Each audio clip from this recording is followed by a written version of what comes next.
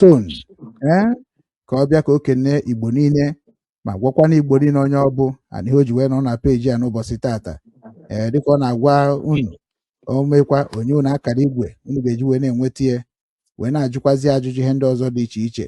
Oge na-adịrị anya anyị ga na-abịakwa na-akọwakwa dịka biznes anyị na-eme, dịka ọrụ anyị na-arụ, dịka ị ga-esi na-enwetakwa enyemaka tru Germany, tru ndị na-azụ afịa, tru ndị na-ele afịa, tru ndị na-arụ ọrụ aka, tru ndị na-enwe posting.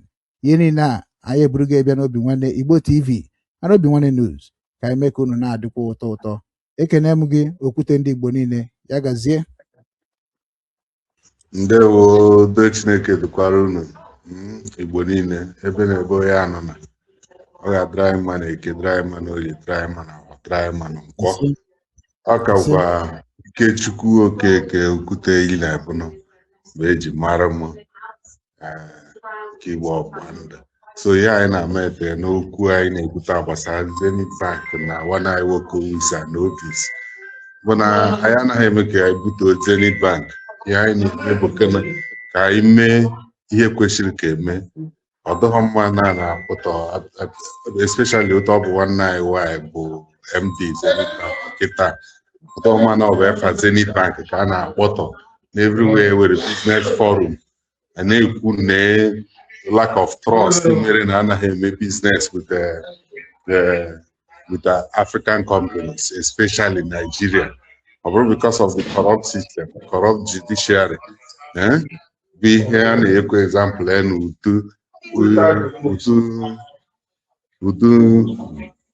Nsogbu Owis and Obigs were with Zenith Bank. You're again a LC letter of credit, the issuing bank fulfill a side there, buyer fulfill a side there, then the receiving bank was Zenith Bank breach here with impunity. Then Jewete as usual, because now the system the corrupt, the judiciary the corrupt, the judgement we're making enough what he hear Nike. And I know go on about business as usual because now the kitchen card and butter for the room will be. And so no should we make it die in the auction and moving and make it. But you in the game, make it there boy. So both spiritual and physical warfare we have. And about Zenith Bank and about management of Zenith Bank. Ndị niile dị consigned ka ha gana nebe anya n'okwu na ihe bụ obere nshi na-emebi ike. Anyị nọ n'international community. All our foundations dị here registered na-eme enjoy trust build of leadership build such trust about through corruption bụ eji build. So ọ dị nwute na ịgba mbọ gbachaa mbọ jee na be mmụọ the talk abịa na be mmadụ ọyị n'ahịa anyị ọ bụrụkwuo ihe nwanne na-eme nwanne ya. So because I know about the management of Zenith Bank, ha gbaa mbọ were ife chọọ ego oji okwu afọ ịga further because ọ na-aga viral na community na platform niile ndị Africa were na mba ụwa niile na-ekwu Zenith Bank ndị Nigeria scam, judiciary, forged document, corruption, ihe a niile.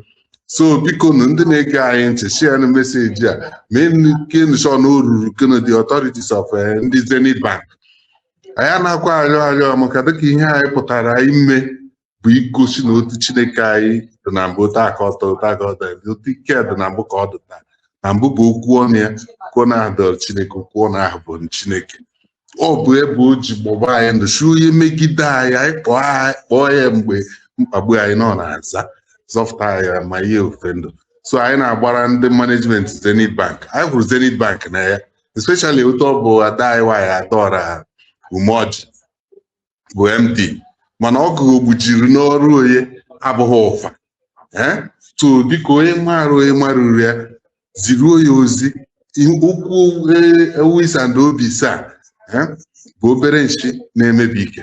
Anyị ga-emegide ihe a na everywhere were economic or business forum which we organize here Pan-Africa in major cities around Europe and other countries. With issues like this, trust between Africa and Europe, especially Nigeria, or issues like this.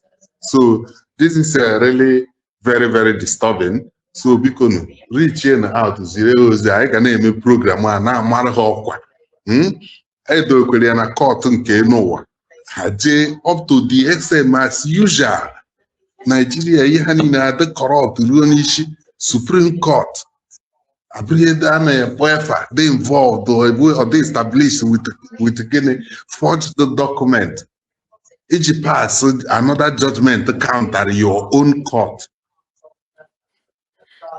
Pass a righteous document, observing that indeed this incident now, I take it so lightly, but here we go the career of many of our generation.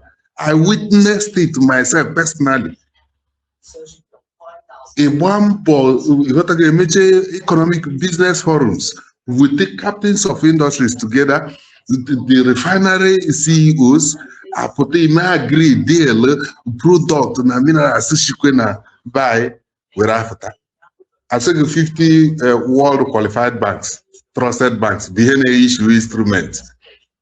Then, in Nigeria, due to this same incident, on a manner letter of credit, it will may also breach the contract. Omezie businesses, this Nigerian entrepreneurs now with the contacts. KC deal, because we are blacklisted for lack of trust because of incidents like this. So I now applaud the management of Zenith Bank with immediate effect contacted the management of Owis and Obigs to correct these anomalies. Enough is enough. It's not just about Nigeria, it's about humanity, it's about Ndaibu, it's about Ndibu. And then the Ibu in Nigeria, it's Ahmed, nke gbasara anyị mara nke a na-eme anyị na nke anyị na-eme onwe anyị dịka nke eji nwanne were eme nwanne ya. So ọ ga-ogbujuru n'ọrụ ya abụghị ụfa ka anyị dowegodo na ya ụta anyị ga na-eme program a na-ama ọkwa maka ya bụkwana ihe a mara ọkwa Okeke maka okwu anyị bụ okwu ya ahụhụ na nchi ọ nọrọ ya na ya. Ndewonu. Ndewo nna anyị, ndewo okwute ndị Igbo niile, ndewo deje okwu ọnụ, okwu adịrọkwa n'isi, a na-ekwu okwu ọdọ dịka okwu ọ bụ nri, mana ikwucha ya otu a nwanne ife ga-apụ gị n'ahụ na ọ bụrụ na ndị mara ife a na-akpọ ihe ndị mmụọ na-eme maka na ihe ndị mmụọ ka anyị na-eme maka na ife ịgbọpụrụ n'ọnụ kịta na-abụ udo nke ụmụ Chukwu ọnya ka ị na-ekwu okwu ya ka ọ rapụ ise okwu ka ọ rapụ ibute enmity between Igbo and Nigeria or between Igbo and Yoruba or Hausa ka ọ rapụ ibutekwa enmity between Igbo versus Igbos which ị na-akọkwa na nwanne anyị nwaanyị na-arụkwa na the bank. So automatically obi anyị niile ga-abụ na nwanne anyị nwaanyị kwesịrị ime ihe o kwesịrị ime osigodi ike akpa ya akpa ka ha ga-esi we love Zenith Bank. I had to pull Zenith Bank down. Mana greediness ndị Nigeria na-abụkarị ha bụrụ ozi n'isi ha ewere ụkwụ akpa ebochi and ha na-abụkarị fero dịka Chineke na-akpọchi ubu ha were egosi onye na-agba mbọ ivu ụwa n'isi na mmụọ mkpụrụ obi egwuregwu ya ume ha bụrụ fero na ndị ọchịchị ha niile na ịka ọdụ ndị ọchịchị Nigeria ọkpọchie obi ha ịnọ ebe ha na-egbu ndị na-achị until somebody ship from afar America bịa this is when everybody started to react.